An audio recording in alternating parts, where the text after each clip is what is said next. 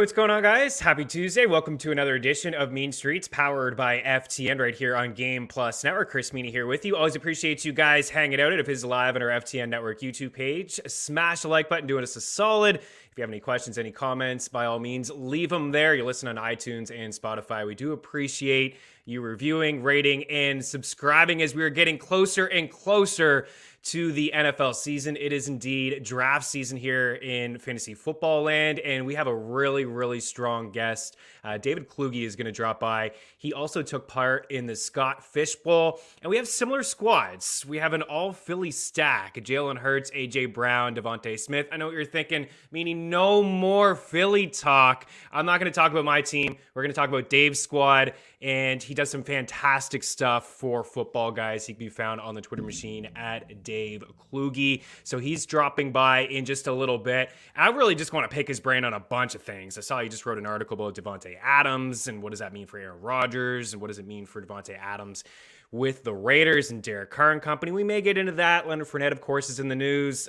Dude is like 30 pounds overweight. What does it mean moving forward? Do we like Rashaad White a little bit more? White is somebody that we've actually talked about quite a bit on the show because we've talked a lot about Leonard Fournette. I may have to eat my words. Like, this guy has been a target of mine for a few weeks. I already have shares of him. And I don't like what I'm hearing. And J.K. Dobbins also in the news yesterday too. Rap Sheet had tweeted, I'm kind of paraphrasing, just that didn't know if he was going to be ready week one, could potentially land on the PUP list. J.K. Dobbins didn't like that. Tweeted that video from NFL Network saying that he is feeling good. Just because he's not out there showing a bunch of videos doesn't mean he's not ready to go, and he does expect to be ready week one. But Gus Edwards is a guy that is rising up draft boards a little bit, and Dobbins is trending the other way. And we're going to see that with White and Leonard Fournette. We just will. Anytime there's news like this, it cycles through, especially, we're into mid-July, you're just looking for news in the NFL. When you hear things like this, it will change. We talk about NFFC quite a bit on this show, risers and fallers. It's 4 players actually we'll have to keep an eye on moving forward. Do you care about it? Do you care that Lenny Fournette here in July 19th is checking in at 260, like 30 pounds heavier than what he was last year? Maybe. I do remember Eddie Lacy. I remember the Eddie Lacy talk a few years ago, and it was real. Eddie Lacy came in overweight and did not look good those couple of years and kind of just fell off with the Green Bay Packers. What's up, guys in the house? George, Gavin Season, Alex Galvin in the house. You did crush that home run prop yesterday, by the way, with ease. 251.5. I think there was like 291, 292 home runs last night in the home run derby. We'll talk about that in just a little bit. We have some MLB All-Star props for you as well. But with Dave, we're going to go over his team. I like his squad, not going to lie. I mean, he's got a lot of guys that we've talked a lot about in the show as targets. Allen Robinson, Michael Pittman. He is a Bears guy, so I want to ask him about the Chicago Bears offense. We're going to continue the NFL team previews. He's going to join me to wrap up the NFC South. It is the Atlanta Falcons. I know it's not a sexy team to talk about, and I actually felt a little weird telling Dave. We are continuing NFL team previews, and we're on the Falcons. If you want to hang out with me to talk about the Falcons, by all means, you certainly can. Kyle Pitts is a stud. We know this. 0 touchdowns North American soil. He did get one in London last year, but we know he is an absolute baller. They drafted Drake London. Is Cordell Patterson going to be able to back up last season? Who's the quarterback? Marcus Mariota, Desmond Ridder. Who's the quarterback there? I know Arthur Smith, head coach of the Falcons, OC with the Titans back in the day, had Marcus Mariota under center. So I would assume he gets the benefit of the doubt, but we'll see how this plays out in camp and throughout preseason as well. They were one of the worst teams in the NFL in terms of scoring points, running the football, and they couldn't stop the run, and they just couldn't stop anybody. They gave up a lot of points last year, but they did find a way to win 7 games. But of course, Matt Ryan is no longer under center, so probably will be a long season for the Falcons, who will be without Calvin Ridley for the entire season.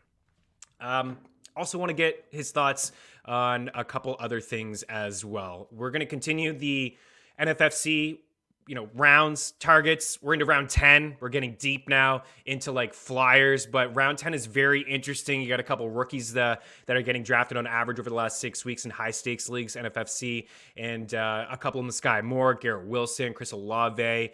You got Damian Pierce in there as well, and I think Isaiah Spiller. So a bunch of rookies off the board, a couple sophomores in around that range, Pat Freiermuth, Michael Carter, Rondell Moore in there as well, and one of the better handcuffs in the game. So I will give you a target from that round, and we'll go over round 2 as well. So the MLB All-Star Game is this evening.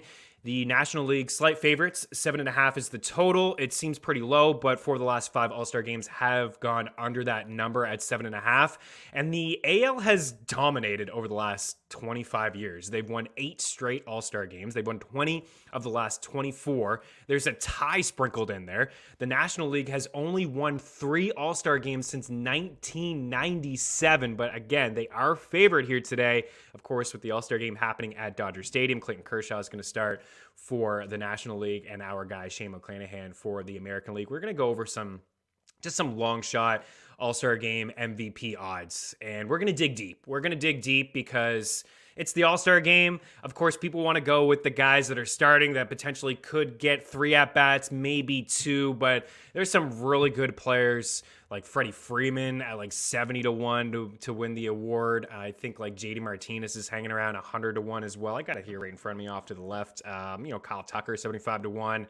Jose Ramirez, 70-1. Kyle Schwarber, 70-1 as well. Actually, Freeman's dropped down. He's now 60-1. So people are sprinkling a little bit on Freeman, who will be playing in his home park and will probably get a couple at-bats, right? It usually just takes a solo shot or a 2-run shot, and there you go. Shohei Ohtani is favored to win the All-Star Game MVP, but he will not pitch here today. So I don't really love that bet at plus 390. Last night was fun, the Home Run Derby. It was pretty cool. We had Soto and Rodriguez in the finals. That was fantastic. 2 of the game's best young hitters, and what a showing from Julio Rodriguez, the most home runs in the opening round ever by a rookie. I think he had 33, 34. I believe he had 28 more bombs than Soto, and he still lost the finals. It's just the way it works, right? You go up against your opponent, you don't need so many bombs. And of course, Julio went up against Pete Alonso as a 2-time defending champ, back-to-back years, and just see you later. New kid in town. And I think he'll give it another go next year, and I hope he does with the All-Star Game happening in Seattle next year. But, Pujols, the biggest thing, Pujols, it was cool to see him take, Schwarber and then have the swing off, and it looked like he was, oh no, I got to get back up there again and have a swing off, and then have another round where it looked, Soto had started off really slow and potentially was thinking to myself, is this rigged? Is he really going to beat Soto, Albert Pujols, and go to the finals here? But good for the 42-year-old. I think it was like 5th or 6th time showing in the Home Run Derby. Really cool moment for Albert Pujols, and they gave him a little bit of a standing O as well. But let's be honest about ESPN. I think they missed a bomb from Schwarber, and I see a lot of people tweeting about it last night and this morning. You're betting on the All-Star Game, right? It's kind of gimmicky. I wouldn't put too much dough on it. I saw Action Network tweeted out that somebody put like $60K down on Kyle Schwarber to beat Albert Pujols in that first round. So he was probably a little ticked off that they clearly missed a bomb from Schwarber at the end. It should have been another swing off, and 42-year-old Albert Pujols and another swing off, but Kyle Schwarber was a little bit disappointing yesterday. I think we can all agree on that. We're going to save the baseball talk for a little bit. Did they not count Schwarb's home run correctly, Alex? I don't think they did. ESPN didn't tweet it, but you can find it. There were a few tweets last night with just missing that last bomb, which would have forced another swing off, but nonetheless, it was still a phenomenal showing. And man, how good is Julio Rodriguez? I mean, this guy is just an absolute baller. Absolute baller. We're going to break. We're going to bring in Dave. And we are going to discuss his Scott Fishbowl squad. He's got a Philly stack, as I mentioned. He also has an Arizona stack. I want to get his thoughts overall. Tight end premium. We're starting to see more people play tight end premium leagues. It's not for everybody. But hey, if we want to get everybody involved in fantasy, then you have to do that, because most people are only drafting 1 tight end. And I think between Dave and I think we have like 8 tight ends. So we'll talk about his squad. We'll hit on the Falcons. We'll hit on the Bears. A lot of fantasy football talk on this show. We'll save the MLB All-Star talk towards the end of Mean Streets. Keep it locked.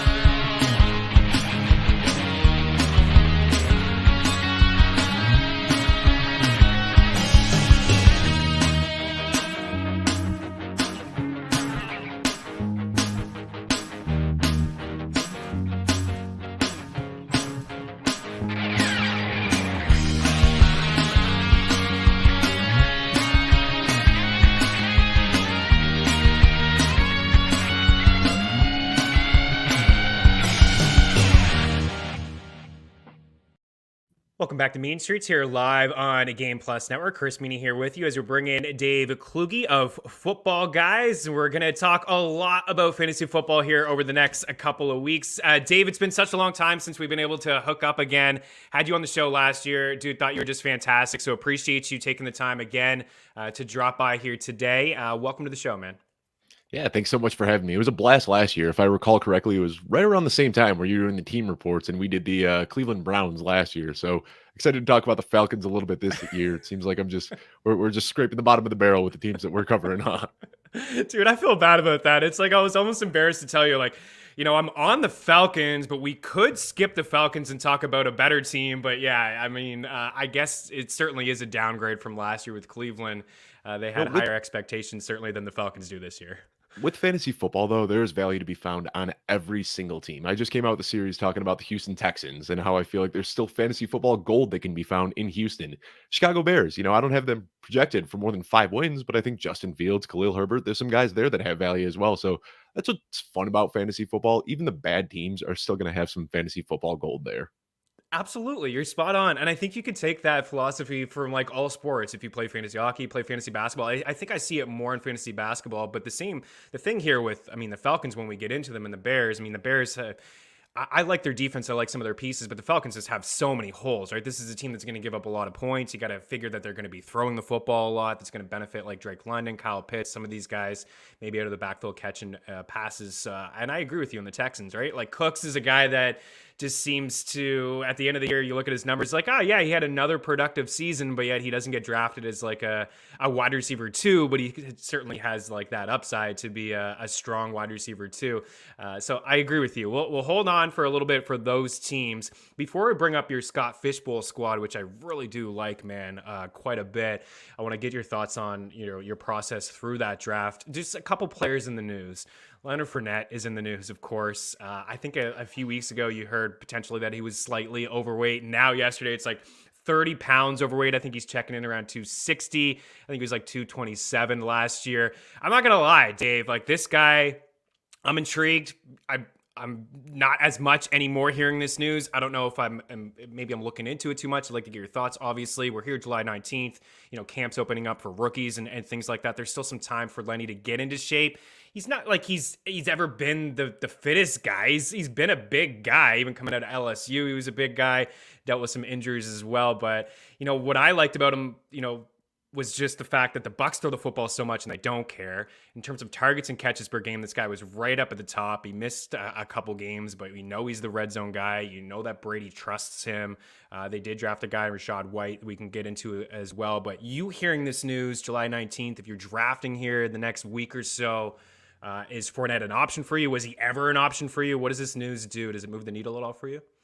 I just see this as an opportunity to get one of my favorite targets at a discount because I know people are going to overreact to this, and I know he's going to start slipping down draft boards a little bit, and I am not concerned at all. I wrote an article about 3 months ago, actually, saying that Leonard Fournette was one of the most mispriced players in fantasy football. This guy at the time was getting drafted at the 2 to 3 turn, like end of the second round, early third round. And I was saying that he should be a mid first round pick. And I truly believe that. I mean, we're looking at the 3 down back on one of the most explosive offenses in the league, gets all the goal line work, gets all of the targets out of the backfield. There's just so much to like with Leonard Fournette. And it just seems like this is tradition at this point where every single offseason there's some hit piece that comes out that makes everybody move off of Leonard Fournette, and he ends up being a fantastic deal. And, right now, yeah, he doesn't look great. But like you said, he's never been a guy that's just been shredded head to toe. He's always been a bigger guy that, doesn't shy away from contact and really likes taking those big hits. So I'm not concerned whatsoever. I mean, I'm hoping right now that doing my best ball drafts and underdog drafts, if he starts slipping into the third round again, I would be absolutely thrilled.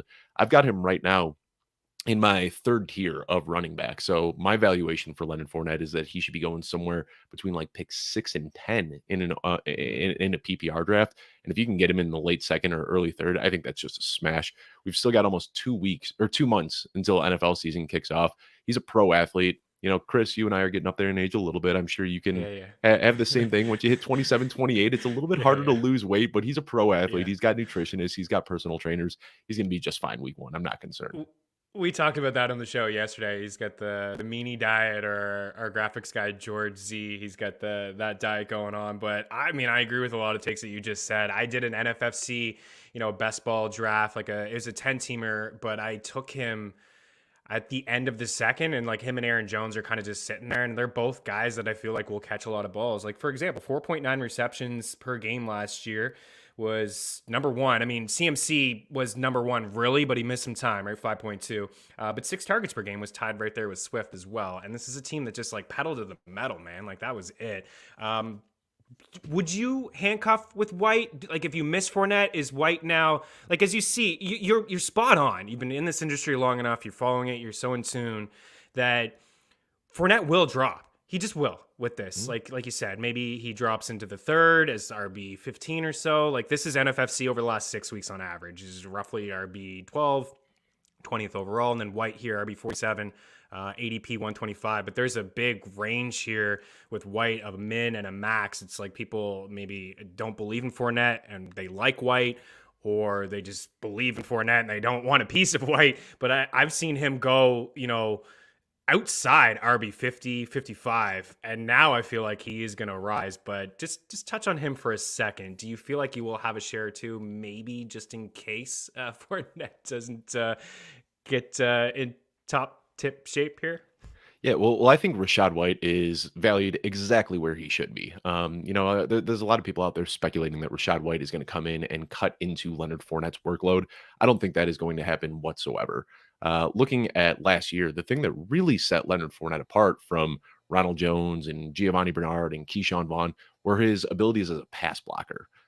He saw more pass blocking opportunities than any other running back in Tampa Bay last year and did not allow a single sack. Every other running back who saw fewer opportunities did allow sacks. And at Tom Brady, at this point in his career, that is their priority, is keeping Tom Brady upright and making sure that he doesn't get hurt. Now, Rashaad White profiles as a very good pass catcher. He does not profile as a very good pass blocker. That was his biggest knock coming into the NFL. So I think that just because of that, Rashaad White is going to be, a handcuff, an injury away, whatever you want to call him.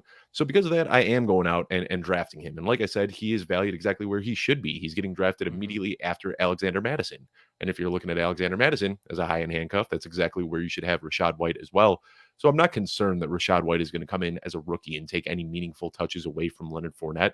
But Leonard Fournette has missed at least one game every single season since he's been in the league. So I am throwing some darts at Rashaad White just for if Leonard Fournette does get hurt, then I think that he's got RB1 upside in those weeks. The pass blocking is key. That's it, right? You said it, man. It's Tom Brady towards the end of his career, and, Ronald Jones couldn't catch a pass, couldn't pass block. They parted ways with him. Giovanni Bernard, they brought him as a veteran back, but not a guy that can run between the tackles and really keep Brady, protected at times. We saw him last year have some moments, but it is Leonard Fournette. It's an experienced back. Brady seems to like him. They brought him back, so there's still a lot of time. I don't think we should overreact. I like it. One more piece of news that filtered through last night was just J.K. Dobbins. So Ian Rappaport kind of tweeted, yesterday. Well, it was a tweet, and it was also him on NFL Network talking about how, he's recovering from the knee injury. He may not be ready week 1. There's potential to land on the PUP list. J.K. Dobbins didn't like that. Court retweeted him and said he would be damn sure he is ready for week 1. I also saw Pat McAfee had Rappaport on his show and had like a moment of silence for his career. I thought that was pretty funny as well.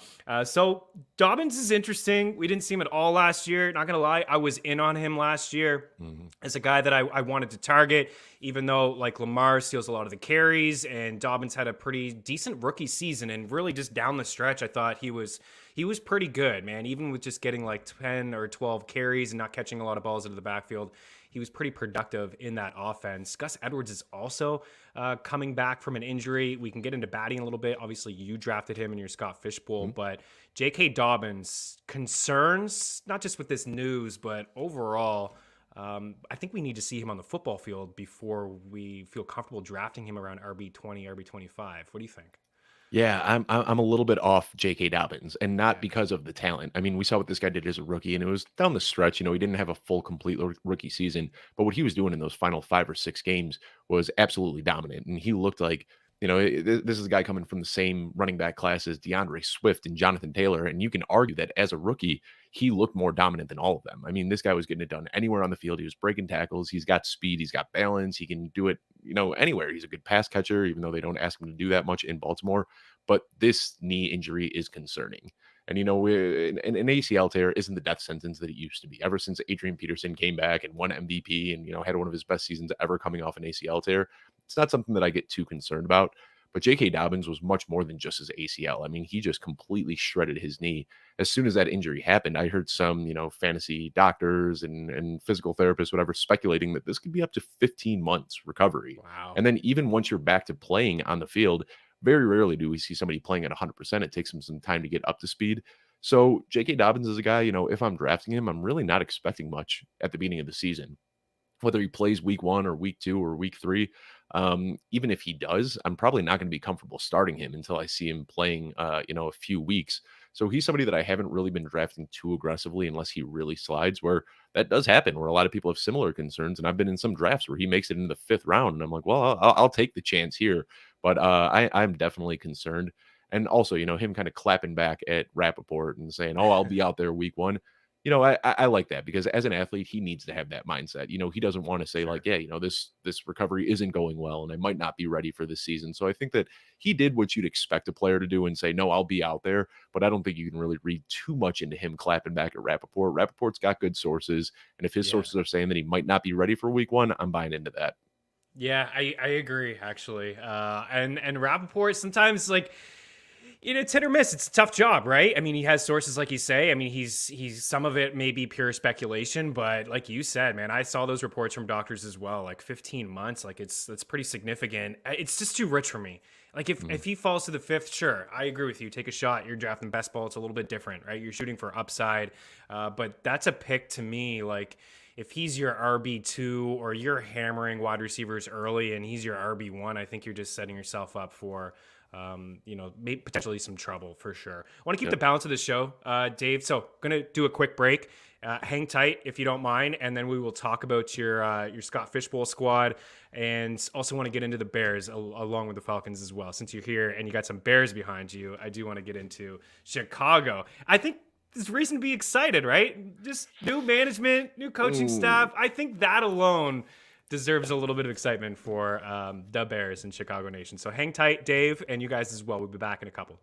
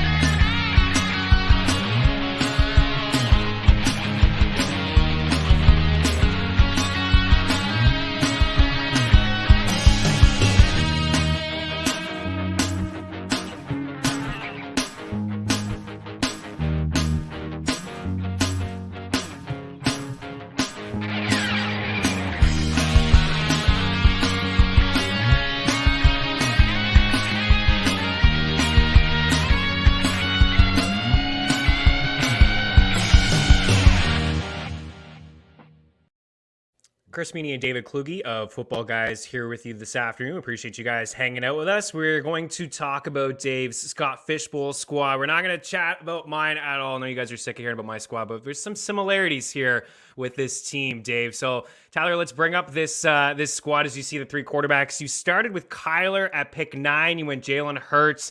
Then you took Austin Eckler as your first running back. You didn't touch running backs again until round 10. Rashaad Penny, Ronald Jones, Naheem Hines, Khalil Herbert in there, Darrell Williams, and then Tyler Batty. And then for your wide receivers, man, I really like your wideouts here. And A.J. Brown. So you got the stack there with Hurts, A.J. Brown, DeVonta Smith. You got him as wide receiver 32, the 9th pick in the 8th. I also took him as wide receiver 33, the first pick in the 9th. So very similar there. A.J. Brown was wide receiver 10 off the board for you in the 4th. He was wide receiver 9 off the board for me in the 4th. Michael Pittman, Allen Robinson in there. So you got the Philly stack, and you did reach out to me. I think you and I are just, I think we're rare people who have the full-on Hurts, AJ, and Devontae stack. You got Kyler with Zach Ertz. Darrell Williams could, really take that Chase Edmonds role, catch a couple passes out of the backfield there. Your tight ends, so along with Ertz, you got Irv Smith, Evan Ingram, Darren Arnold. You got the Jacksonville boys in there, and Jonnu Smith, Donovan Peoples-Jones, as well as one of your wide receivers, and Velus Jones. Also, some pretty good value there. Whatever happens with Deshaun Watson, all kinds of just random reports, right? He wants to sue the league, 2 to 8 games. I think I saw somebody report this morning the suspension could be anywhere from 2 to 18 to 14 to 16. Who really knows? But as quarterback 28 is your third guy. We're talking fantasy football here. This guy could certainly be a league winner, definitely in this format. So why don't you walk me through just like your strategy here? This is a different setting, right? It's you got to shoot for upside. You got to think outside the box a little bit. Stack certainly important. Was Philly on your radar as a stack, or is it just kind of fall? Yeah, I'm same. It wasn't for me, but it just kind of worked out. We'll see. Yeah, I mean, well, first of all, people look at this and you can start 2 quarterbacks. So immediately people outside of the industry, people that have never played in Scott Fishbowl before, they look at the 2 quarterbacks to start and it looks kind of crazy, but that's what you got to do because anybody that's played in this before, quarterbacks just fly off the board. So you got to lock those in early. Another key aspect in this scoring is that you get a boost for accuracy. You also get a boost for rushing first downs. So basically, the threshold is set at about 66% of a quarterback is completing more than 66% of their passes. They can have some huge weeks. So with those scoring settings, Kyler Murray was actually my 2nd pick off the board. I would have taken him immediately after Josh Allen. So with him sliding all the way to 9, I was thrilled with that. And then in my rankings, I actually had Aaron Rodgers ahead of Jalen Hurts because of that accuracy and the efficiency boost that you get. But for some reason, the allure of just having 2 Konami code quarterbacks, 2 guys that can realistically rush for 1,000 yards, I just got really excited and I took Jalen Hurts there. In hindsight, I probably wish that I had gone with Aaron Rodgers. But at that point, I was committed. I already took Jalen Hurts, spent up on him, and I just love A.J. Brown, the player. Everybody looks at this as a downgrade, him going from Tennessee to Philadelphia, but I don't see it that way at all. They were bottom. They were 31st, and 32nd in pass attempts last year. So Philly was literally the only place that A.J. Brown could have gone that passed less than the Titans did last year. But this team just committed a first-round draft pick and $100 million to A.J. Brown. You've got to assume that they're going to throw a little bit more. So I'm just all in on this offense. I like what Nick Sirianni did last year. I think Jalen Hurts showed a lot of promise. And now with that alpha receiver that they crave so badly in A.J. Brown, I think this offense takes a huge step forward. So, I liked A.J. Brown. And at that point, I had already had Jalen Hurts. So I got the stack there. And then DeVonta Smith is another guy that I just can't stop drafting. I wasn't going into this draft with the mindset, I'm going to draft as many Eagles players as I can. But Jalen Hurts came to a good value. I've got A.J. Brown as a top 8 wide receiver. So when he slid, I was happy there. And then DeVonta Smith is a guy that I think realistically should be getting drafted within the top 24. I mean, 900 yards as a rookie is not an easy feat to accomplish, and it puts him in some pretty elite territory. It is very rare that we see a guy do that in his rookie season and then step back in year 2. So I was thrilled to get DeVonta Smith there. And the way I look at it now, I'm all invested in the Philadelphia offense. But if something happens to DeVonta Smith or A.J. Brown, the other guy is just going to get more targets funneled their way and even increase their output. So I'm pretty happy with the way that shook out. And then the other little stack that I did that kind of flew under the radar a little bit was Kyler Murray and Zach Ertz. And Zach Ertz. What a duo they were last year, really, when they acquired him. Unbelievable, yeah, and Zach Ertz, I just kind of did a dive on him recently, and I can't figure out why he isn't getting more respect in the fantasy football community. All this guy has done his entire career is put up top 5 seasons, and Yeah. really, I think that people are just bored at this point, and they wanna, with Kyle Pitts being the new shiny toy and, Darren Waller having a good season 2 years ago, I think that people are just bored of Zach Ertz, but at the end of the day, he's done nothing but put up top 5 seasons. From the time he joined Arizona through the end of the season, he was the tight end 4. Only Darren Waller, Travis Kelce, and Mark Andrews saw more targets per game than he did, and then the big reason people want to fade him is because of his age. This blew my mind because it certainly doesn't feel this way, but Zach Ertz is younger than Travis Kelce. He's still just 31, which is relatively young in tight end years. So I'm a big fan of that stack as well. Yeah, I like that stack too. And knowing DeAndre Hopkins for the first 6 weeks of the season, and who knows, man? Like Hopkins, he's coming off an injury as well, so we'll see what his status is like. I'm sure he'll be fine after those first 6 weeks. I'm with you on. I started quarterback as well. I see Daily Handle in here. Can you start two QBs? And Dave did touch on that. It is super flex, so you can start two. I wasn't going in with the mindset of Jalen Hurts either, but he just, like you said, I mean, the rushing upside, Nick Sirianni, I think he really learned and played to the strengths of Philadelphia's offense, with the offensive line is still one of the better ones in the NFL. You mentioned Kelce. They brought back Jason, which is a big part of that offensive line there as well.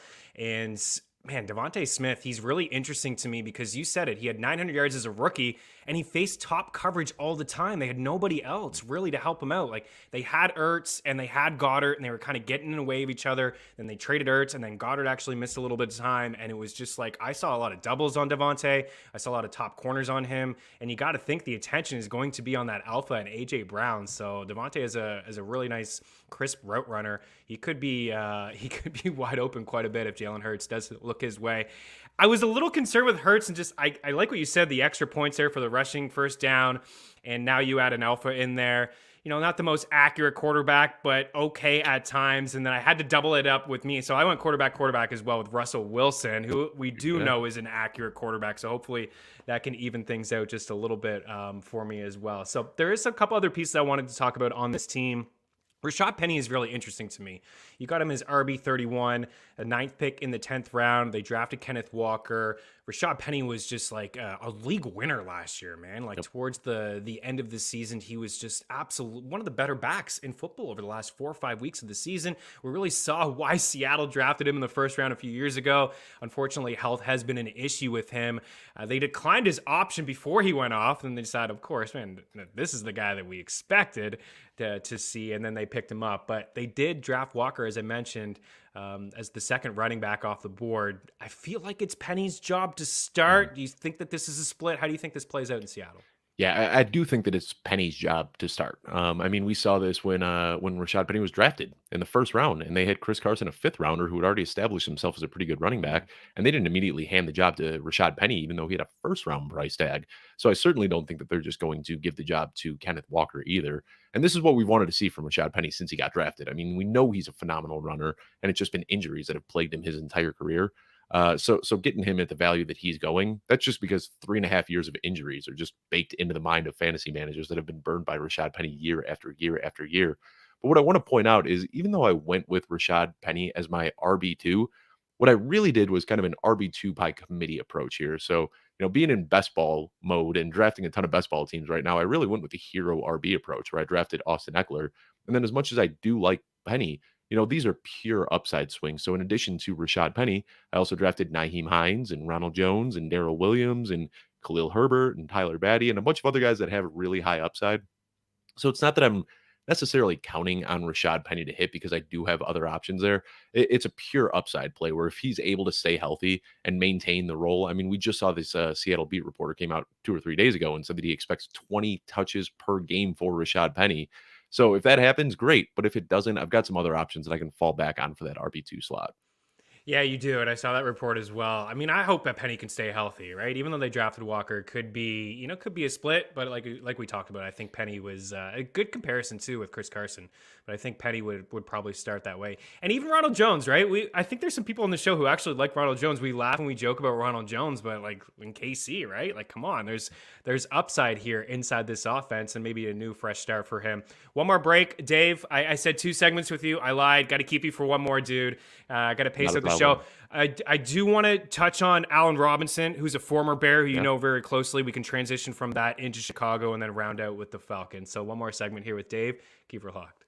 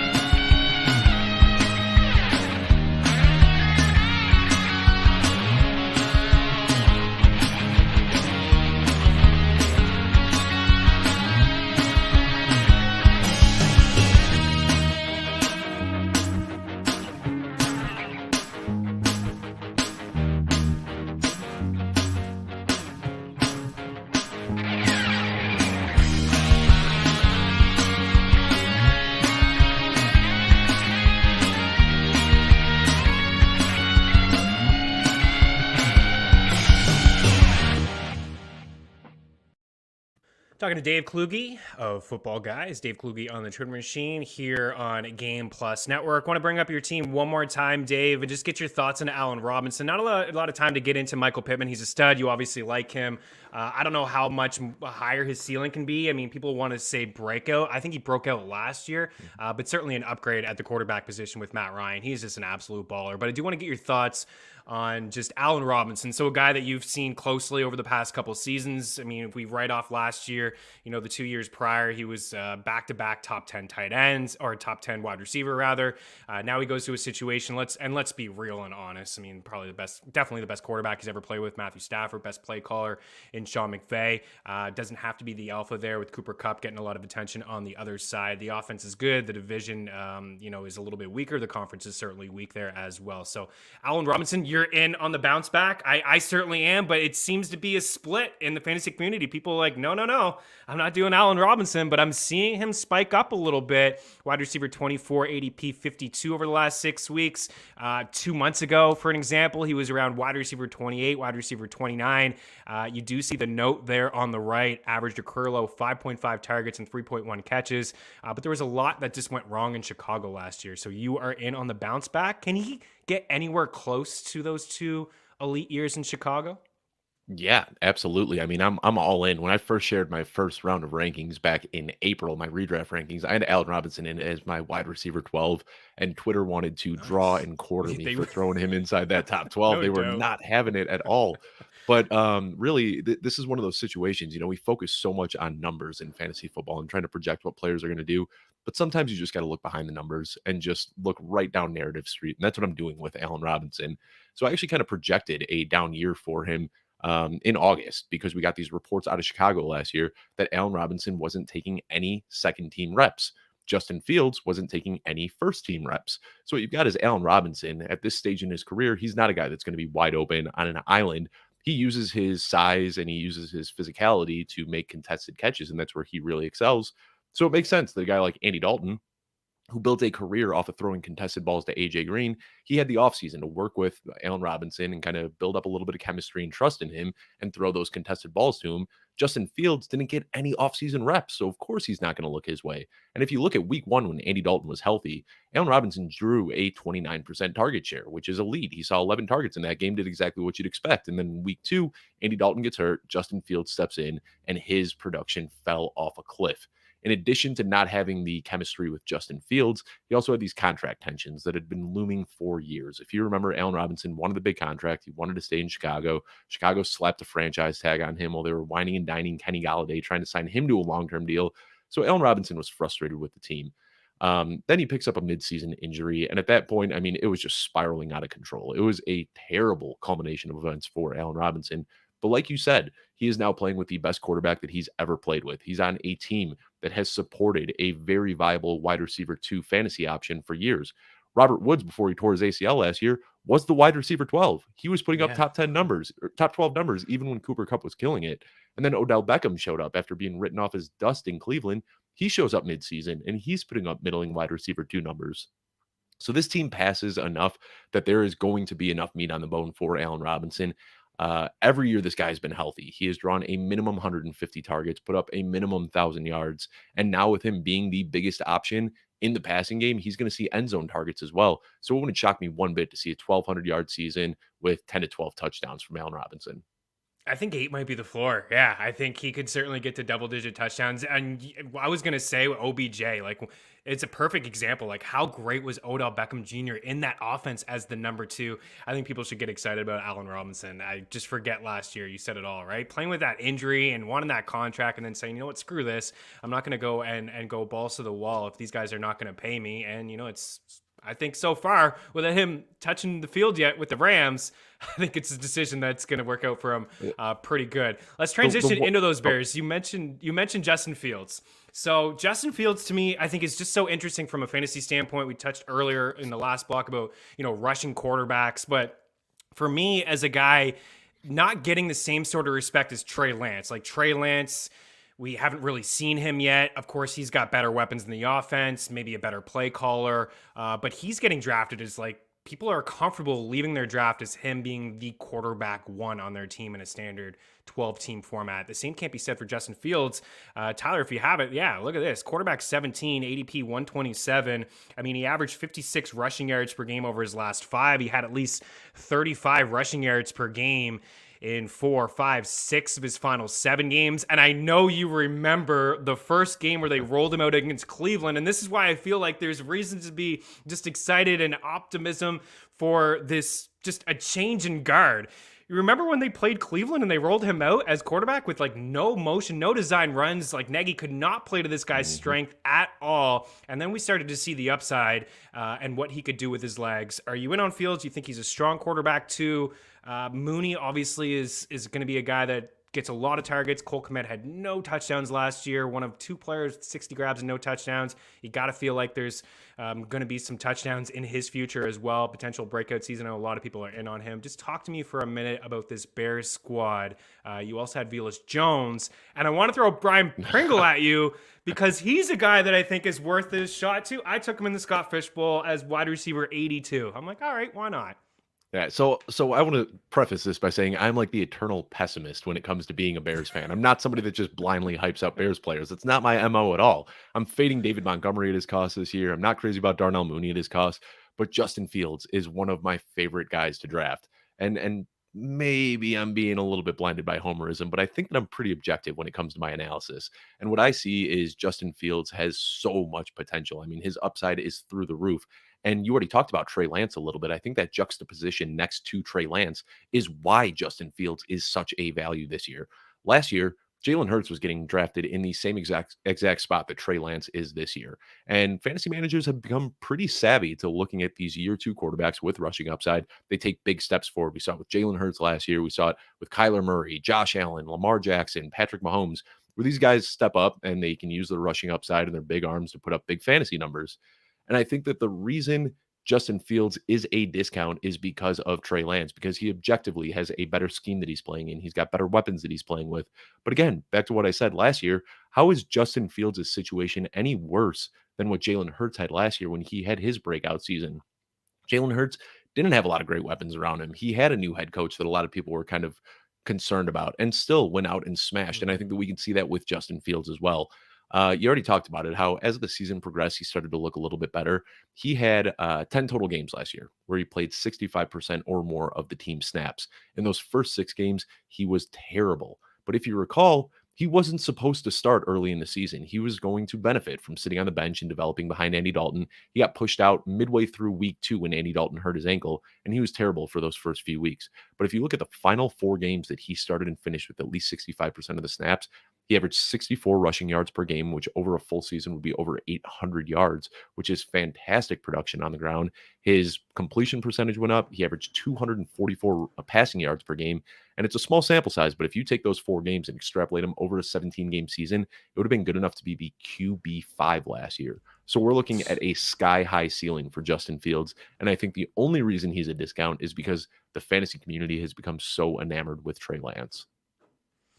Man, this is exactly what we said with Jake Seeley on his show, All in Football. We talked about this, like it's just Lance, but you just gave some amazing numbers. And down the stretch, like 25 points, 18 points, a dud game against Baltimore, whatever.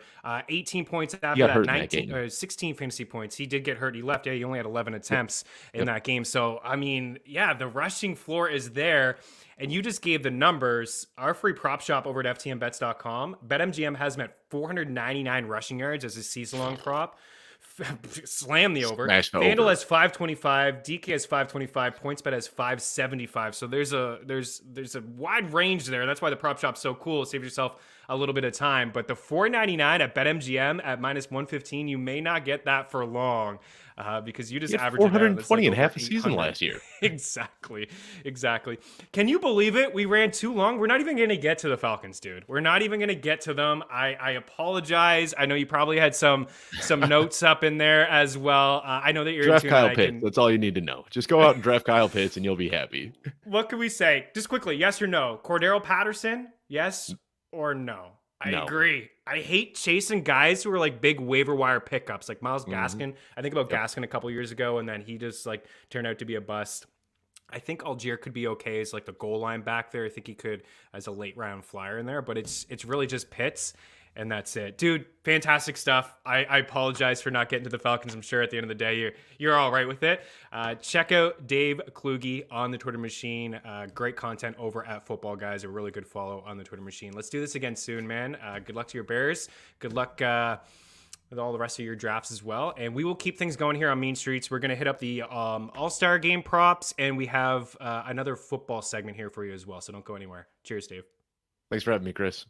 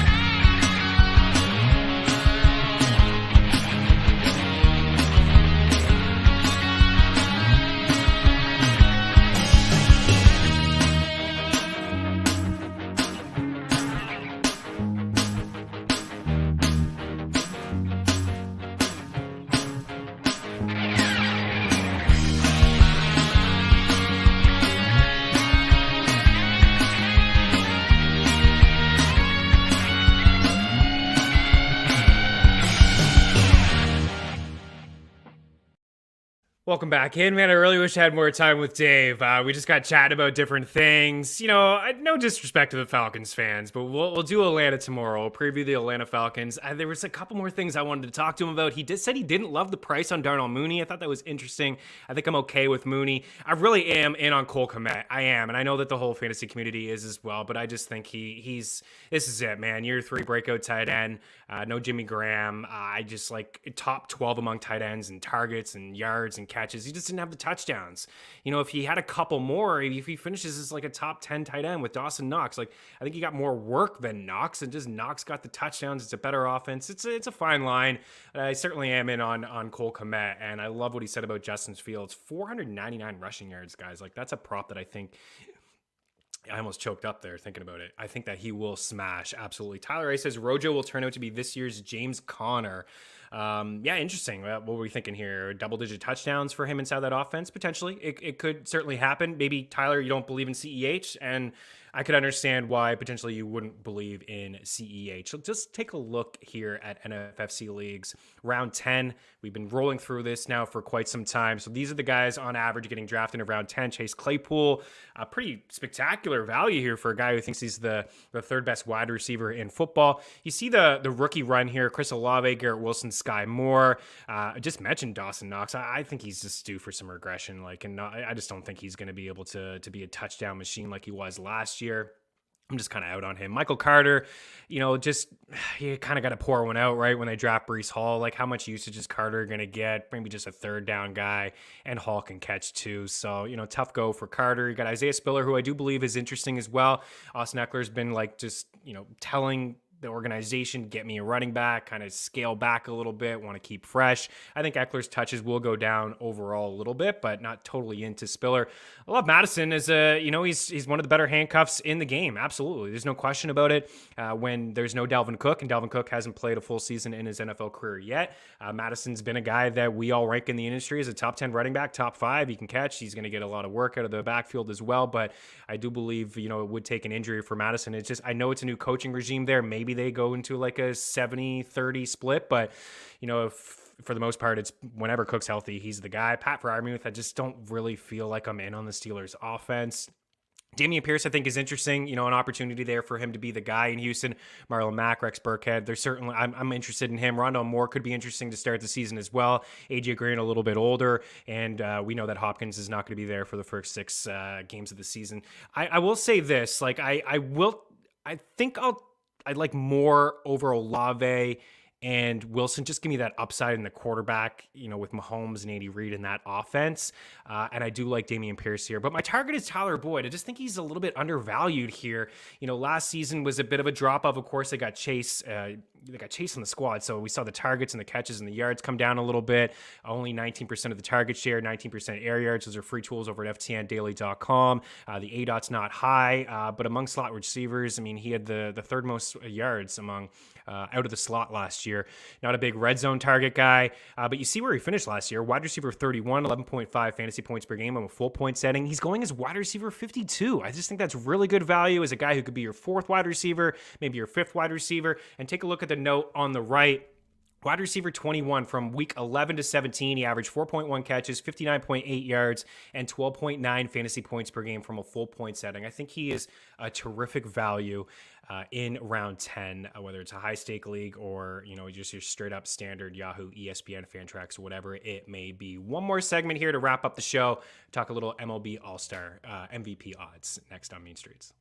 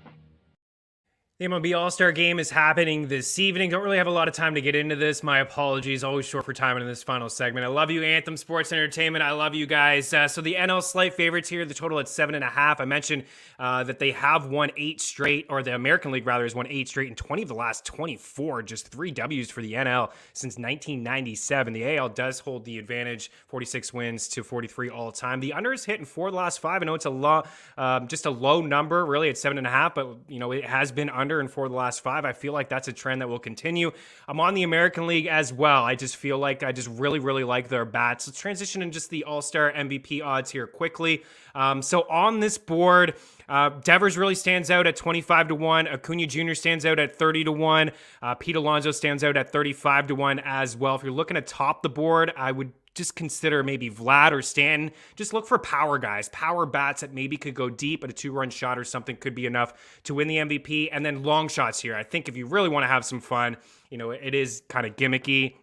And if it's tied after, we're going to have a home run derby, which is going to be absolutely phenomenal to watch. Freddie Freeman at 60-1, I think is really interesting. Soto at 70-1, Tucker at 75-1, and why not like Corey Seager? Are you kidding me? Like a buck or two pizza money on Corey Seager, the former Dodger. Maybe he can go deep for you. Enjoy the game, and we will be back tomorrow. Cheers.